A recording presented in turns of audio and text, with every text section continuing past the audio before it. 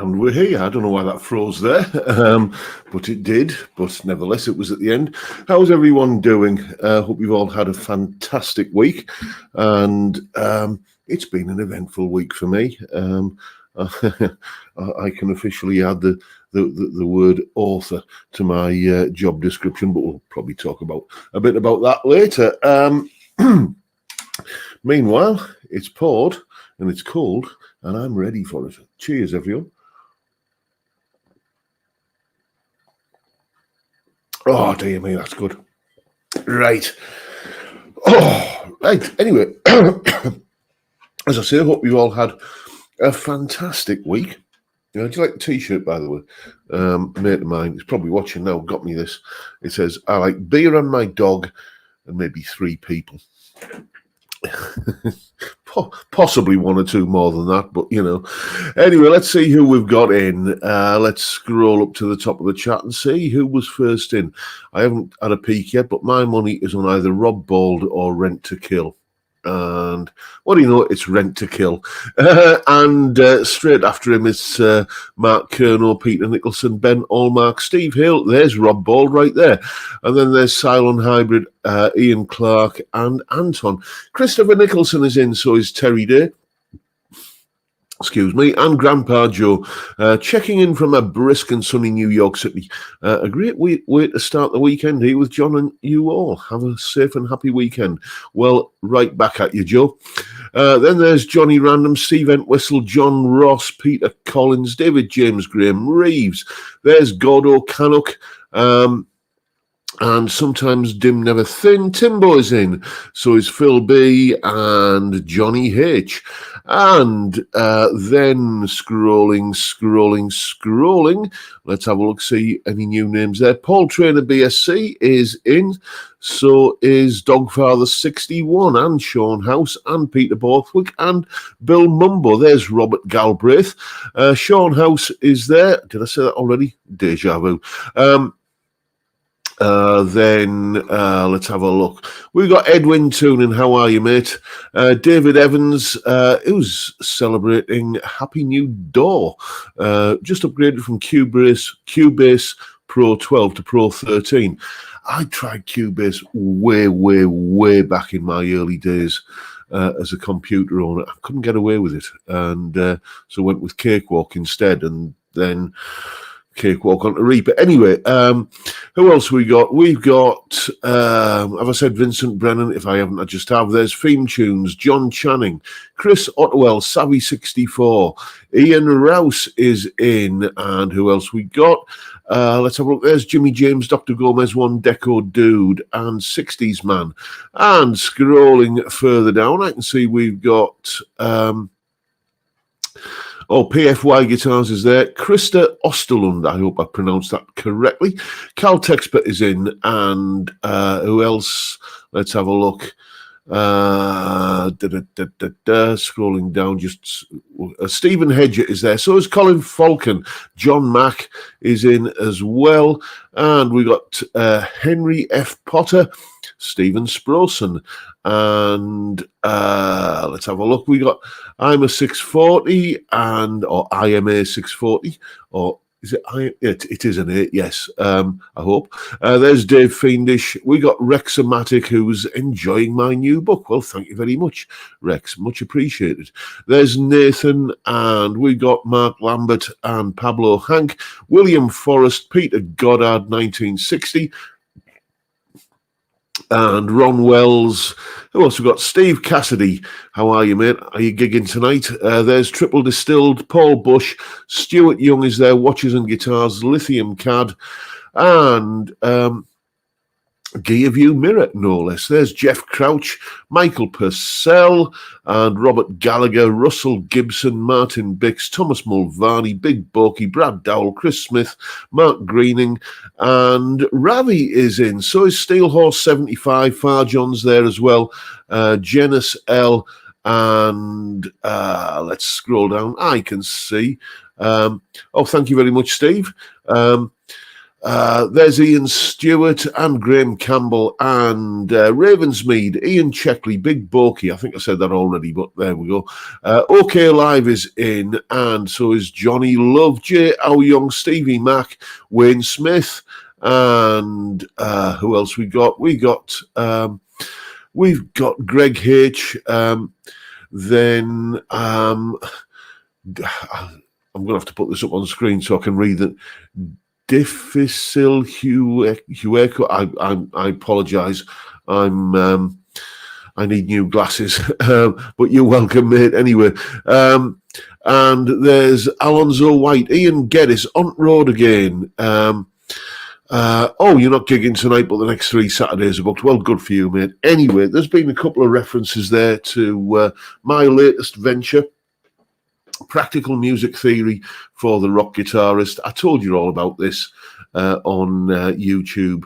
Did I put it on the community section the other day? I couldn't help myself.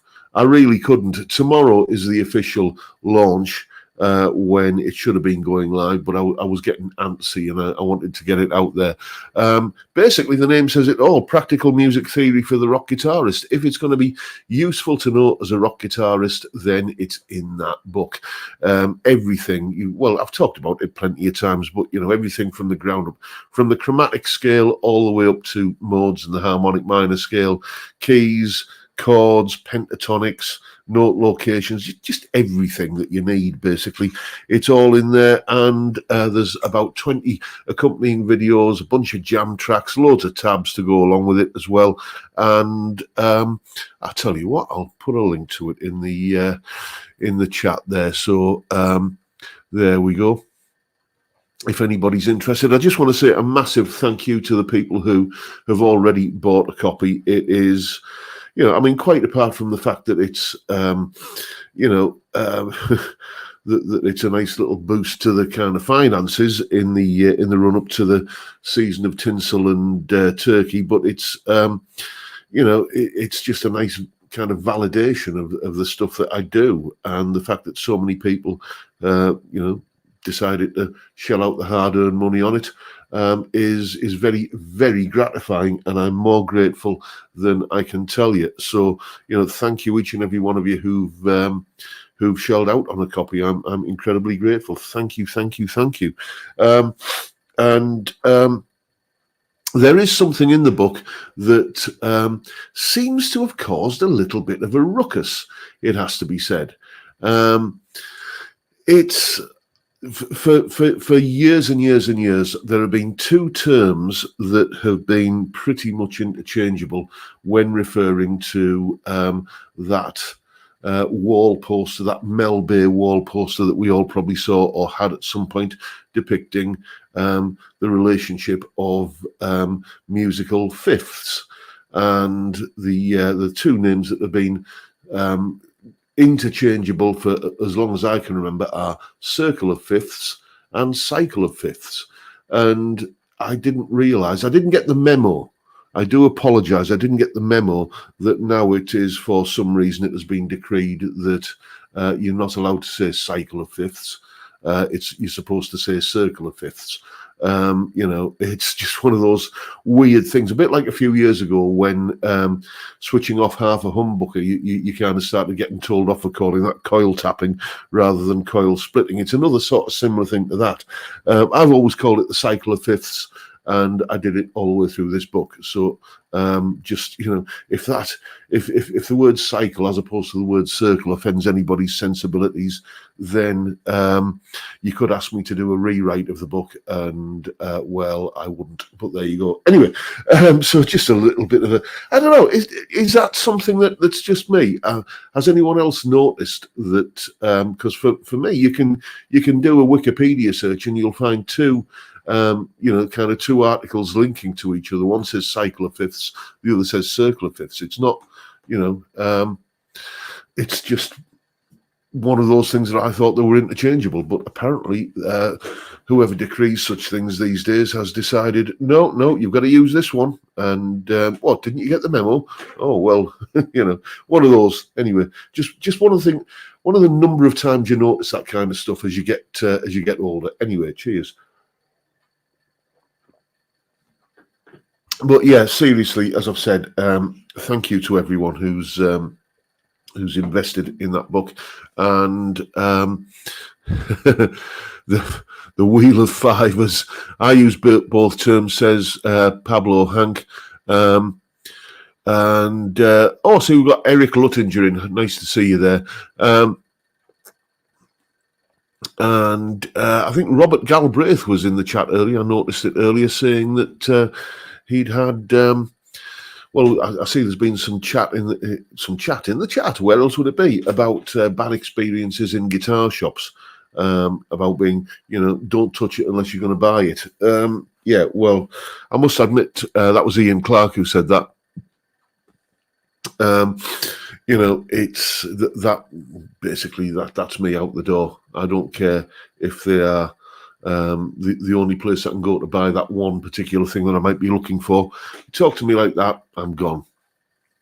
And apparently Robert Galbraith was saying in the chat earlier, you probably all saw it, but I'm just replying to it, that a certain shop in a place I can only think of, he must have meant Saltburn, which must have meant Stephen James guitars. There you go. I've said it. He had the same experience there. I've got to tell you, just in Stephen James guitars' defense, I've always found them really helpful and knowledgeable and, accommodating. And, even before they might have known who I was because of like doing this.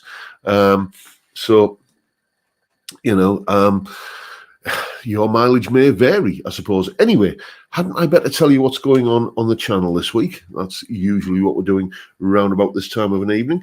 Tomorrow, as I said, is the official book launch, and that's going out at midday tomorrow, midday UK time.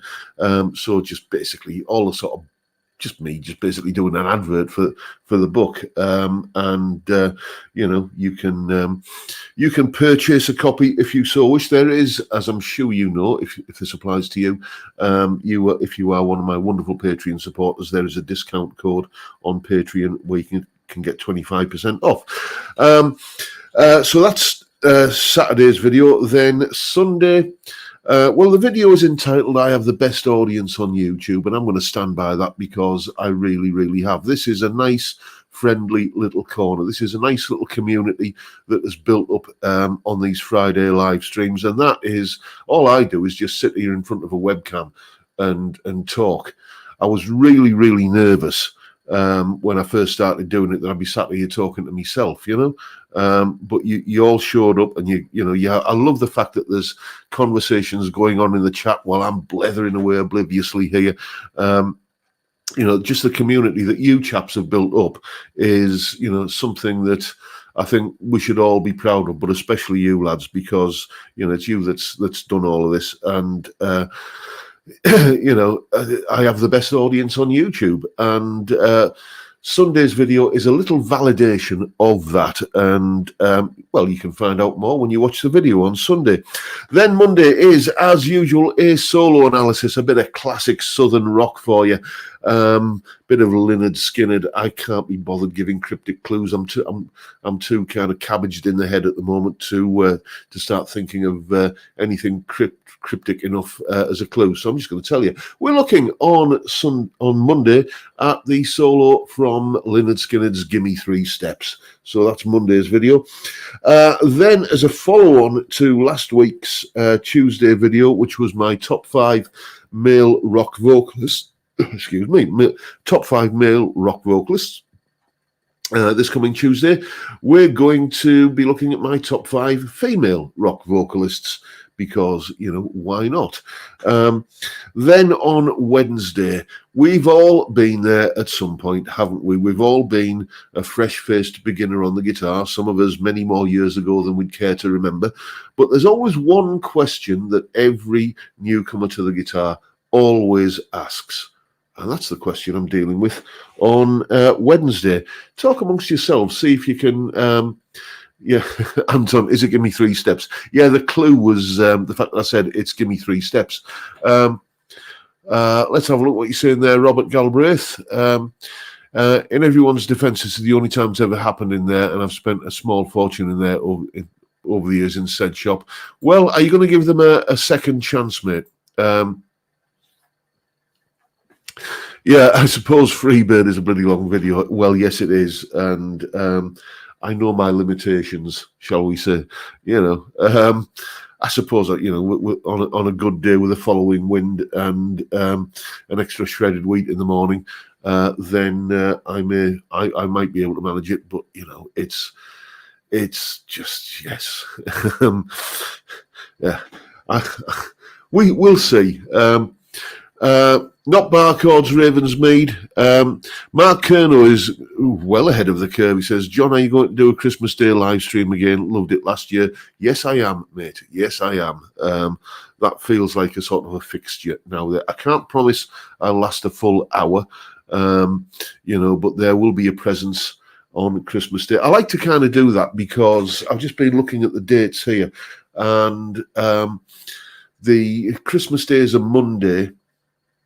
So what I'm going to do is I'm going to do the Friday live stream, like before that Monday, before the Christmas Day, and then there won't be a Sunday video because that's Christmas Eve. And hello, there's my phone pinging. What's that all about? And let me just check my phone. The joys of live streaming.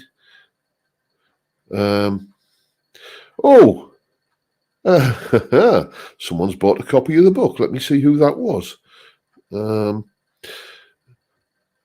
Dave Stevens. Thank you so much, Dave. You are a gentleman, sir. You've paid for the takeaway this weekend.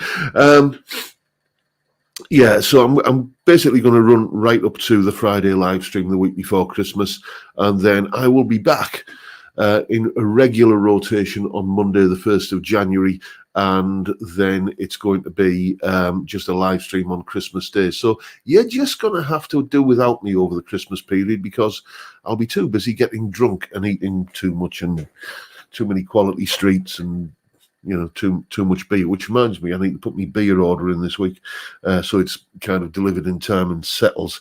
So that's the Wednesday video, the newbie question, which I'll put you out your misery. It's the one question every newbie guitarist asks every beginner is, how often are you supposed to change your strings? And that is what we are dealing with on Wednesday. Thursday, the Thursday videos are kind of a wild card. I have everything else kind of mapped out. Mondays, solos, Tuesdays, top 5. Wednesday is, viewers' questions. Sunday is like a kind of some sort of jam or guitar demo or something like that. But the Thursday video is a bit of a wild card. I like to just kind of keep you on your toes with that one. And it's all about effects this week. It's how to use delay effectively. How to use a delay effect, whether you're playing live or recording, especially when you're recording, to get the most out of it in a way that doesn't sound contrived or artificial. So let's go run through that again. Saturday, official book launch video. Sunday, I have the best audience on YouTube. Monday is Give Me 3 Step Solo. Tuesday is my top 5 female vocalists. Wednesday is How Often Are You Supposed to Change Your Strings?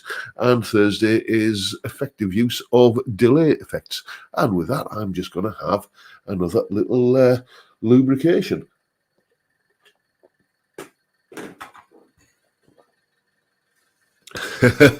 Let's have a look. Sorry, I put that up by mistake. Didn't mean to embarrass anyone there. When you click on something and the website changes in the instant and you end up clicking on something you didn't mean to click on, and that's in your internet history, but it's not there. But well, that's a story I'm sticking to anyway. This is what I meant to click on. Steve Cassidy guitar. I've been learning guitar for over a month now. Where's all these women I was promised? Yes, indeed. Reminds me of a Billy Connolly joke. Is that another one? I think someone else has bought a copy of the book. Let's have a look. Who is that?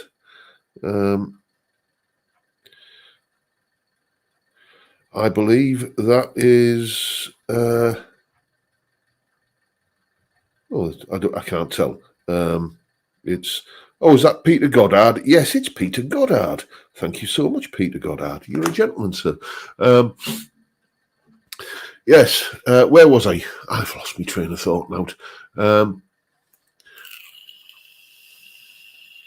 Yeah, the Billy Connolly joke. That's where it was, wasn't it?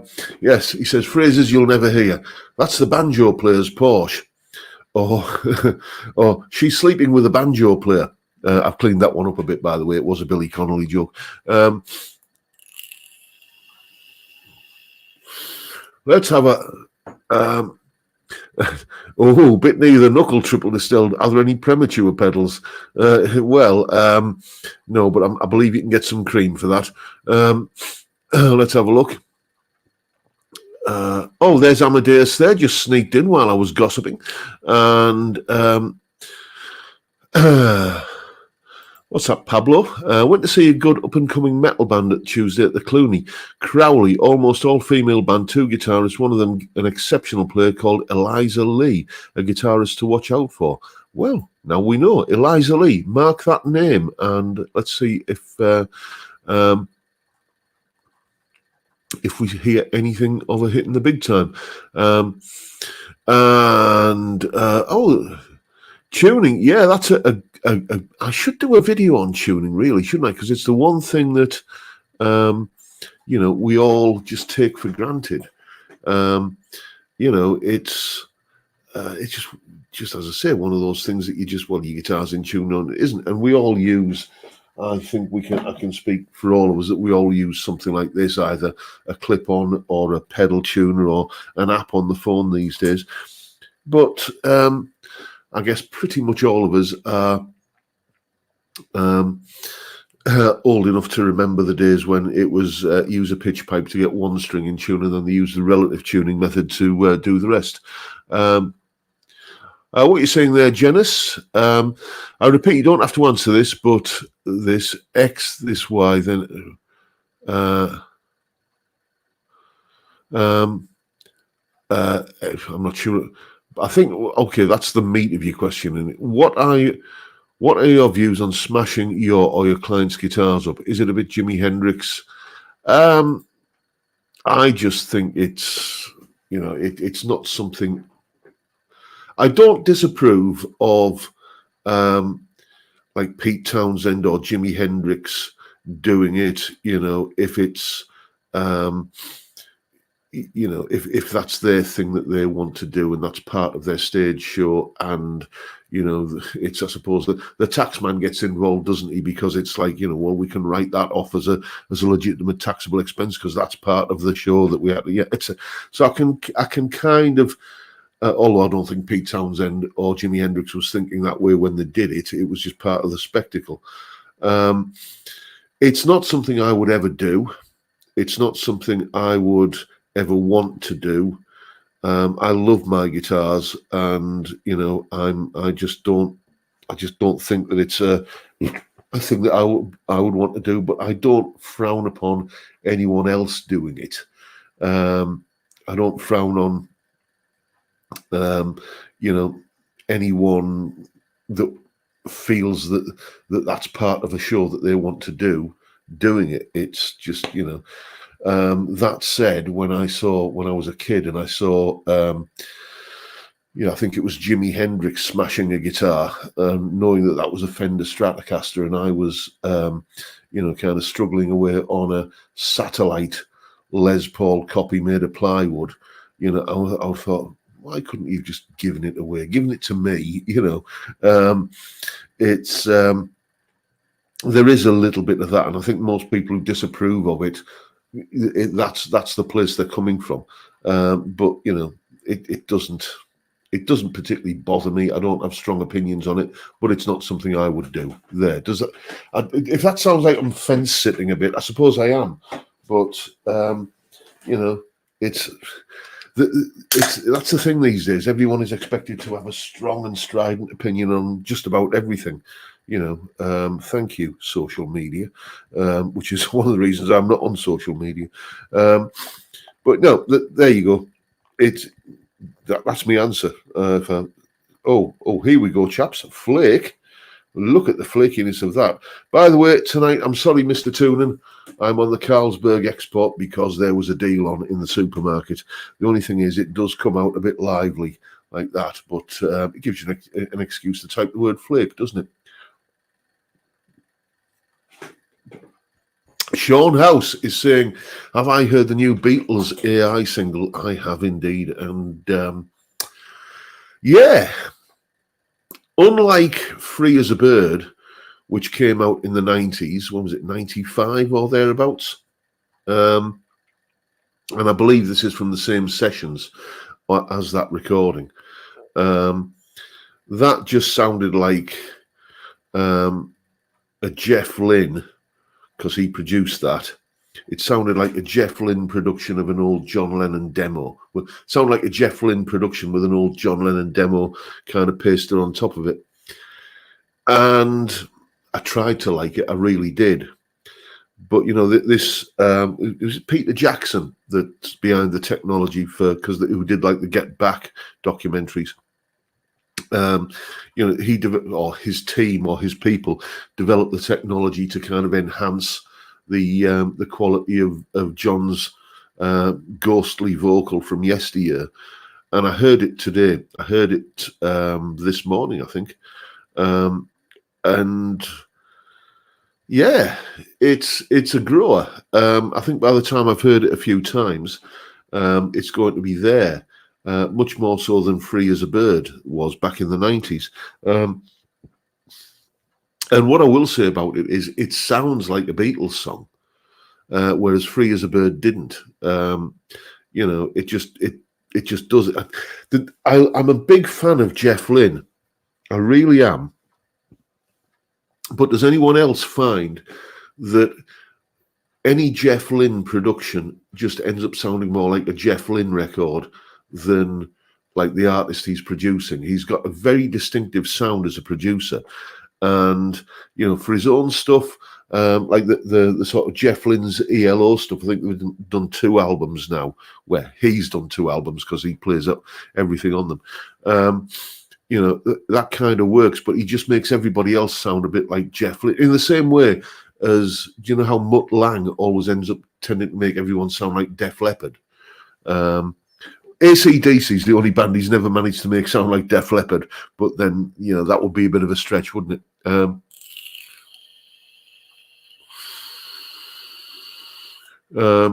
Some comments there agreeing with me. James Falconer, spot on, John. They had to ditch Jeff Lynne, just sounded like ELO. Yeah.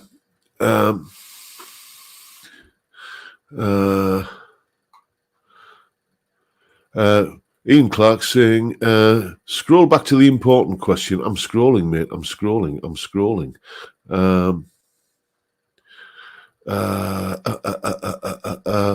Will I know the important question when I see it?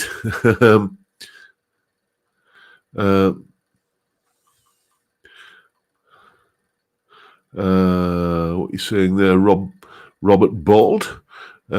Memo to Lynn for Red Carmageddon 3. Investigate booking a several-bed mansion Airbnb making. Do you think I'm a big enough kind of presence to have a 42 Gear Street? Let's have a look. I'm afraid if the important question is there, then the importance of it escapes me. Let's have a look. Oh, book price. Book price is $59.99 plus VAT. Yes, you heard right. $59.99 plus VAT. It was supposed to be $59.99, and that was the price. I didn't realise that the distribution platform didn't include VAT in that when I set the price. Well, it seems to be selling quite happily at that price. So, you know, market forces and all of that. I am going to leave it at that. If, however, you want a discount, join my Patreon, 25% off. And I'm not advocating that you do this, but you could pay £3 for a month's Patreon access, get the discount code, buy the book, and then, you know, well, I'm sure you wouldn't cancel your Patreon after that because, you know, it's because there's so much great stuff up there, isn't there? Anton's saying, great book. Well, thank you, Anton. Excuse me. Book price is 100 Canadian dollars. At the end of the day, lads, I'm still cheaper than Rick Beato, aren't I? In every way, it has to be said. To be fair, I wasn't trying to do a rival to the Beato book. I was trying to do a book that I would write, not my version of someone else's book. I've got an old version of the Beato book, and it goes into a lot more depth, and it's a lot more comprehensive. What I've tried to do in this book is just kind of talk to you like I'm talking now, really, but via the written word, and convey information in the way that I, the way that I discovered it, in the way that I've relayed it in many a YouTube video. It's I don't go anywhere near jazz in this book. I don't go anywhere near written music in this book.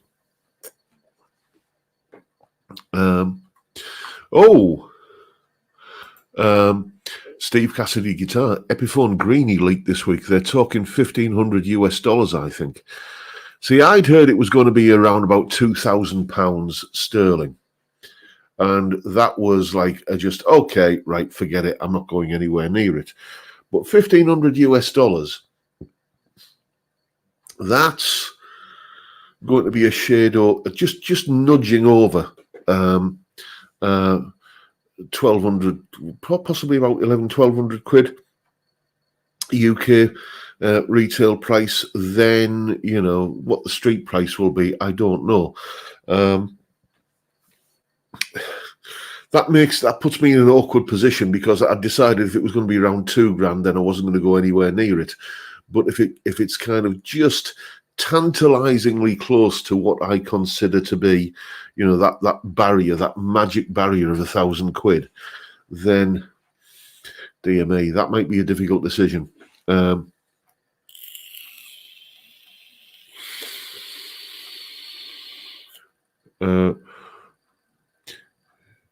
Yeah, J.L. Young's saying when it comes to the UK, it'll be more expensive. It will. And do you know what? This is my Les Paul. This is the one. I was having a conversation with one of my students this week, and he's got a Maybach guitar, and he picked it up and he just played it, and he just said, yeah, it was a Maybach Telecaster. I don't know the actual Maybach designation for their Telecaster copies, but it was one of those. And it was just, yeah. He played a few, and they were okay, but they played the one that he got, and it was just like, okay, this one hits the bullseye. And this is the Les Paul that does it for me, especially now with these burst buckle pickups in it. Thank you, Joshua. Every time I pick this up, it's like, yeah, I don't want to put it down until I look over at my PRS and, I want to play that. It's like the when you've got a few guitars, does anyone else find this, that you settle on one for a few days or maybe a week or two, and then it's like, I haven't played that one in a while, and you pick that one up, whatever it might be, and it's like, why do I ever play anything else? And, so one thing that has brought home to me, I don't want to... Carl Tom's in. How are you, mate? Ravensmead saying, just turn your neck pickup magnet around, instant greeny tone. Yes, the thing is, though, you can get a very, very similar greeny tone by, just having that sort of phase reversal on a push-pull pot. It's certainly close enough for my kind of tastes, and that means that you've also got the regular in-between pickup sound as well, which I like that equally as much. But one thing that has come home to me, and I don't want, I've addressed this saga in the past. I addressed it in person on the Red Carmageddon event, and I've got to be careful what I say about it on the internet. But my signature guitar, what I've come to realise is that I'm not a signature guitar kind of person, really, because, you know, I do like to chop and change between different guitars. I'll fall absolutely head over heels in love with a guitar for a week or two, and then I want to play a different one for a little while, maybe just a couple of days. And if you sort of think, well, I want to play that one today, but I'm sort of expected to play this one, then, you know, that is something of a conflict, shall we say.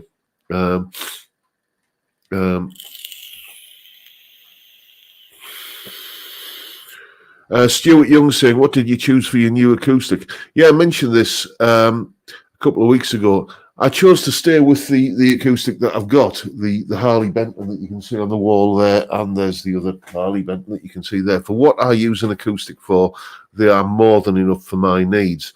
I gave that one there a little bit of a tweak and a setup, and it's brought it back more into a playable. It wasn't in an unplayable condition. It was just that it was getting a little bit. The action seemed to be creeping up for some reason, but I've had a little bit of a fettle, and it's not a low action now, but it's a playable action, and it's for what I need an acoustic for. It does everything, and I've got to the point where I've got the recording of it sussed now as well. I can record it very well via this mic here, but that's a bit of a faff around, so I DI it and use an impulse response on it, and it just works fantastically. So God O'Connell's calling me guitar trollop. Guilty as charged, mate. Oh, there's the fireworks going off. Thankfully, Dougal doesn't seem to care too much about those. Let's have a look. Have you thought of a book on curry or kebab? Could be a winner. Me doing a cookery book. Do I look like Gordon Ramsay? Yeah, he's got more hair than me. He's the same age as me, Gordon Ramsay. Yes, indeed. But he runs marathons and I don't. And the evidence is clear. So let's see what we got in the chat to have a chat about. Yes, fireworks, bonfire night is nearly upon us, isn't it? A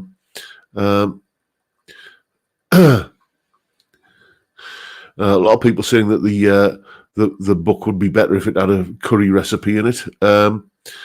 Frank Bolam's in. How are you, mate? Steel Horse. I wrote a book on how to save local high street shops. It's only available on the Kindle. Yeah, I mean, it's the high street shops are disappearing. That said, there are, I mean, just to get a little bit political with a small p for the moment, you know, there are one or two big department store. Well, there's an old Marks and Spencer's on the high street in Redcar, and there's one or two others that are, you know, currently unoccupied. And why it isn't the case that you know, the local powers that be, the Democratic People's Republic of Redcar and Cleveland, as I call them, which kind of lets you know my thoughts on their policies. Why they don't turn those into, you know, kind of small startup units for businesses wanting to get off the ground? Because I think, you know, that there's lots and lots of opportunities. There's lots of people who've always got an idea, something that they want to kind of try out, and something that, like, you know, if only they could get the premises to do it at a reasonable kind of rent and easy in, easy out terms. You know, that would really boost the local economy. But no, just leave them boarded up. Just let them and it's incredibly frustrating, you know. But anyway, I don't want to talk politics, so I'm not going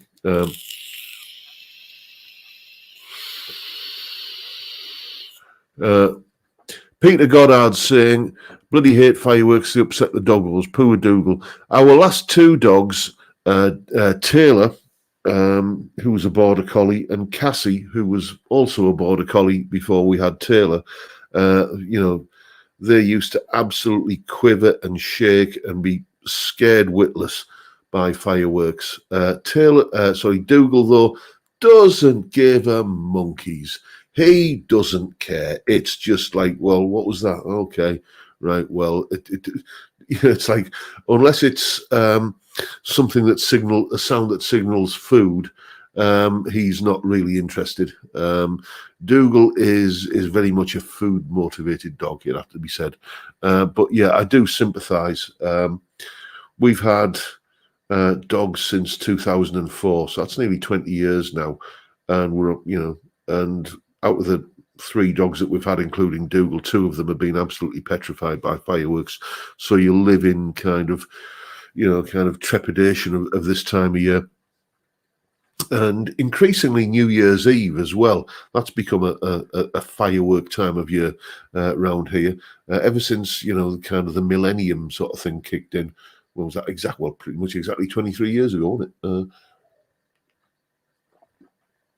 I had to think then, how long ago was the millennium? Oh yeah, it's 2023. Kind of a clue, really, isn't it? James Hunt is saying, my Cocker Spaniel doesn't take any notice of fireworks. Well, it is good that they can be so blasé about it, as I say, but a lot of dogs really, really kind of freak out by them.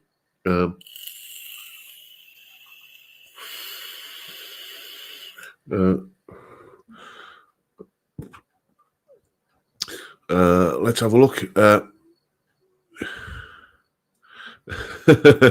Neil Roberts is saying, so you're in my class of running. If it's in arm's length and I can run that distance. Yeah. That said, brace yourself, chaps. Brace yourself. Back in 1997, I turned 30. And the old midlife crisis kicked in a little bit. And I decided, I'm no longer in my 20s. I'm getting old. So I started going to the gym. And I did kind of quite get into it. I was quite the gym bunny. I used to do like a 2-mile run on the treadmill. And then I used to do like whatever kind of circuit I was doing that day. Some days it'd be legs, some days it'd be chest, some days it'd be shoulders, hitting the weights. And then another mile or 2 on the treadmill, just kind of gradually slowing it down to warm down. And I'd be doing that like 4 times a week. Yes, me, going to the gym 4 times a week. Can you imagine that? Thing is, since then, what's happened is I've sort of crested the top of that hill, and I know it's kind of all just, it's basically managed decline from here on inwards. So, beer and curry, ale and pies, that is my workout these days.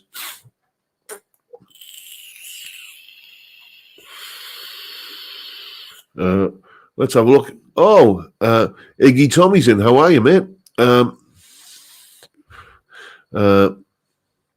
Peter Goddard saying, "Yeah, I got fit for 10 minutes in my 30s." Yeah, that was about me. I kept it up for a few years, but I just got too busy with work. And there's my phone pinging again. Let's have a look. Oh dear me. I believe someone else has purchased the book.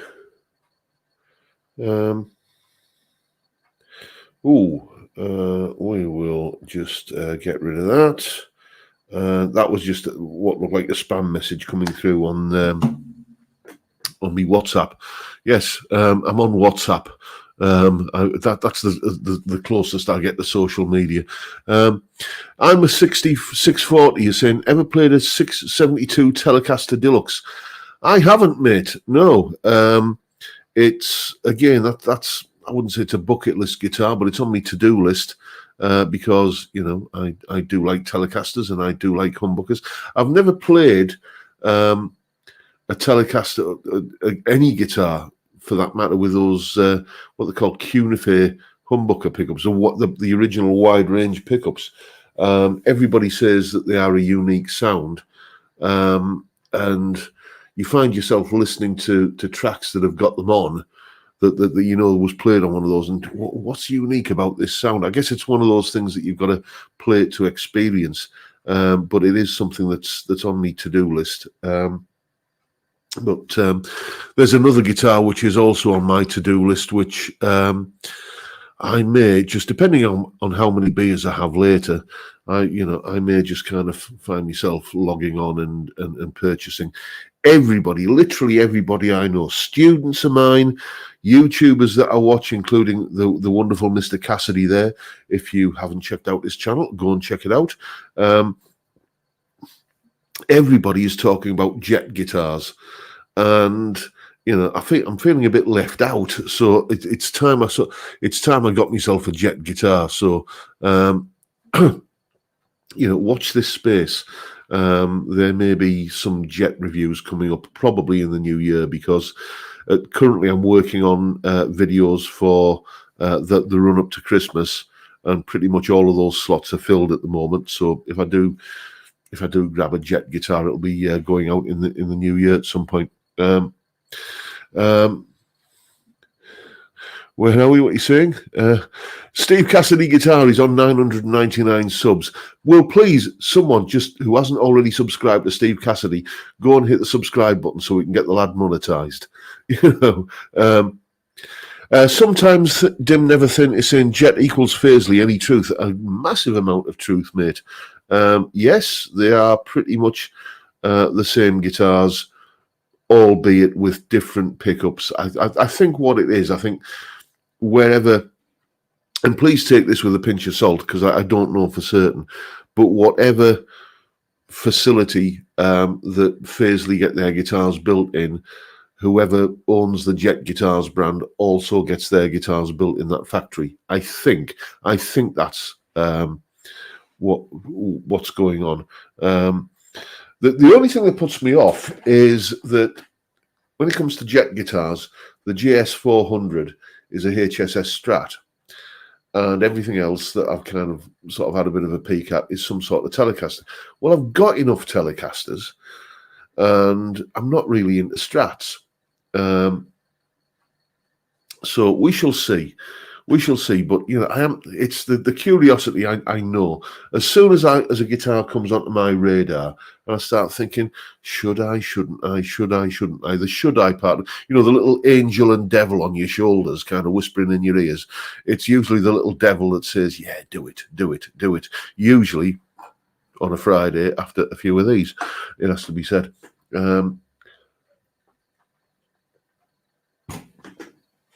Let's see if I can squeeze one more in before the end of the live stream.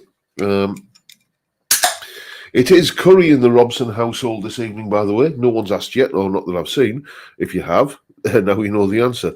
The last batch of homemade curry got took out the freezer this morning, so I'm going to have to go shopping for all the bits and pieces to make another batch, because it has been decreed that we cannot run out of my homemade curry, because, well, it's mainly homemade. I use a pre-bought paste.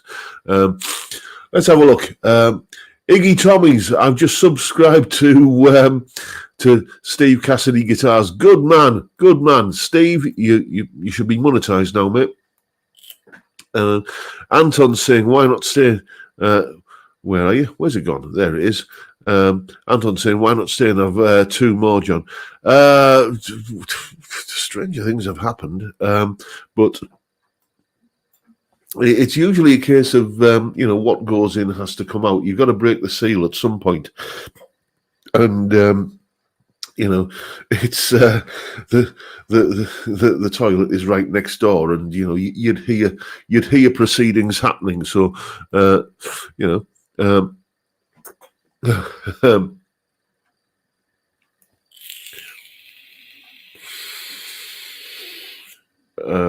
let's have a look, see what else is going on. Oh, Flake says Dr. Gomez won. Let's have a look. Adrian Gillard, what are you saying there, mate? I'm just plumped for a Thremion Black Sun. Thanks, Crisis of Living Payment. I've never heard of a Thremian Black Sun. That's one I'm going to have to Google. Let's...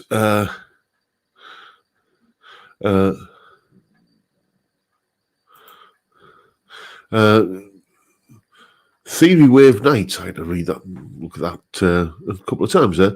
Also, aside from having Les Paul styles, not all Jet guitars, not all Jet Strats are HSS. Yeah, I realise that, mate, yes. But when it comes to Strats, I'm just never been a fan of the single coil pickup on a Strat. It's always seemed a bit too kind of thin and scratchy for my tastes. So when it comes to Strats, when I have been into Strats in the past, it's always had a humbucker or a hot rails or something thrown in the back end, because that's that sort of cues a problem really for me. And it always ends up sounding, this old wives' tale of you put a humbucker in the back end of a Strat and you can get a Les Paul tone. You can't. It just sounds like a humbucker in the back end of a Strat. It's still got that kind of strattiness, but in a more palatable form for me. I know the Strat purists. I used to be on I still am. Just haven't been there for a while because don't have the time these days. But I used to be on a home recording forum called Songcrafters. Go and check them out. Friendly bunch of chaps over there and chapesses. Songcrafters.org. I used to be on there. I used to be regularly on there, and there was a chap on there who's sadly no longer with us. A great old chap called Tommy, and he used to regularly chide me for, playing a HSS Strat. It's not a Strat if it has a humbucker in the bridge. You've ruined the recipe, he would always say. But it takes all sorts, I suppose. Carl Tom saying Strats do nothing for me, I'm afraid. For me, Strats were for the longest time, from about the mid '80s till for about 20 years. Stratocasters were just like the business. That was the peak of electric guitar evolution. If you didn't own a Strat, you weren't a proper guitar player. And then in about 2004, 2005, I decided I'm going to get a Telecaster. And as soon as I got a Telecaster, this is like coming home. It's like all the things that I liked about the Strat, the kind of plummy neck single coil sound, and a bridge pickup that I could use that would sound big and ballsy. It was just all there. And, I became an instant Telecaster convert and never really rekindled my love of Strats. Even like the Sire S7, the Larry Carlton S7, probably the best Strat style guitar that I've ever played. And yet, I loved that guitar. Every time I picked it up, I thought, this is gorgeous. And yet, I just didn't play it. So it ended up going to Master Toonen there over in the Netherlands, who I believe is still loving it.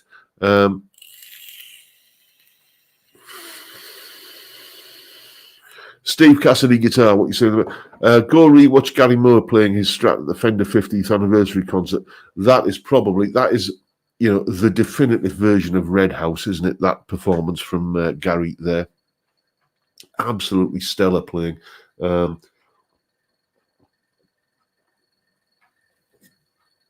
dear me. That's starting to taste rather good today. Vincent saying, Colin seemed to love his 59 Dan Electro. Yeah, he did, didn't he? I did a review on one of those. Gosh, it's got to be about 3 years ago now. And I was a bit meh about it, to be honest with you. It was loaned to me by a student at the time. And I didn't dislike the guitar, but I would have found it difficult to fall in love with it. And this is just my kind of prejudice coming out. If it had been that collection of tones coming out of something with a Telecaster body shape, I might have been tempted to grab one. But there's just that they look so kind of, well, not to put too fine a point on it, ugly, don't they? And the fact that they're made out of plywood, bubblegum, and snot, seems to be a bit of an off-putting thing as well for me. Literally they are made, not even plywood either, they're hardboard, or masonite, as I believe it's called in the States.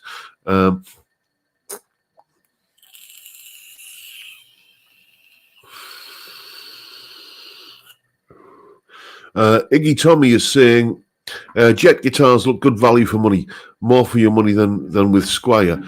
Well, yeah, there are plenty of budget brands out there that will give you more for your money than Squier. I mean, not that I'd recommend you go and buy one, but a Harley Benton. I've got 4 Harley Benton guitars. I've got a Fusion T, I've got 2 acoustics, and I've got a P90 PRS Harley Benton copy. So and I love them. So why am I not recommending that you go and buy one? Because Toeman are on the naughty step with me at the moment. It's they're still not a company I want to kind of buy from at the moment. So I'm not going to recommend them. But yeah, Harley Benton guitars are better value for money than Squiers. Jet guitars, Paisley guitars. You can, if you look at what you would spend on, say, a Squier Affinity, then you can get a better spec guitar from that than that from all of the other manufacturers I've just mentioned there. Stevie Mac saying Squier Classic vibe hard to beat. To be fair, they are indeed, mate. They're great guitars, Squier Classic vibes. But for Squier Classic vibe money, you're into the sort of bottom end of the Sire Larry Carlton range, the S3s, for example, and they're just kind of higher spec guitars for roughly the same money. I don't want to denigrate Squier Classic vibes. There's one that I'm kind of thinking about at the moment, to be honest with you. But with your cold, hard financial kind of bang for buck head on, you can get higher spec guitars for that kind of money. Colin Falcon, I know you love your Squier tellies, yes, and I've loved a couple of them as well, mate. You've loaned me a couple in the past, very kindly, to do reviews on. Ian Clark, dear me, he's gone over to the dark side. He's got himself a bass from Bax from Paisley, dear me. Yes, careful with those 4 strings, mate. You might just kind of find yourself addicted. I love playing the bass, more and more so these days. Every time I'm recording a demo for like a guitar or anything like that, obviously I'd to put the backing track together, and that backing track needs a bass line, and it's the bass line I look forward to doing the most. Jay Aoyong saying, how about the new Vintera 2 series? I'm sure they're lovely guitars. I just think that a 4-figure price tag for a made in Mexico Strat or Telly is, it's that magic barrier, isn't it, of £1,000. And once, once an Epiphone or made in Mexico Fender breaches that, I'm sure that psychological barrier will kind of go up to about £1,500 in our minds, or certainly in my mind at some point. But for the moment, it's fixed there. And I just, if I'm going to pay a 4-figure sum for a guitar, then I want something a little bit. Excuse me. Allergies today are really bad. Anyway, chaps, we're 59 minutes rather, and 40 odd seconds in. And I might just have to go and grab myself a cough lozenge, because I have this ridiculous cough that keeps coming back. It's not any kind of lurgy, it's just allergies. So I'm going to go and look after that and start getting the curry on the go. So thank you once again, everyone, for turning up and watching a fat, bald Northern lad talk absolute cobblers for an hour. A special thank you to all of you who, once again, have purchased a copy of my book. I am grateful beyond words. Thank you so much. But for now, Time, gentlemen, please.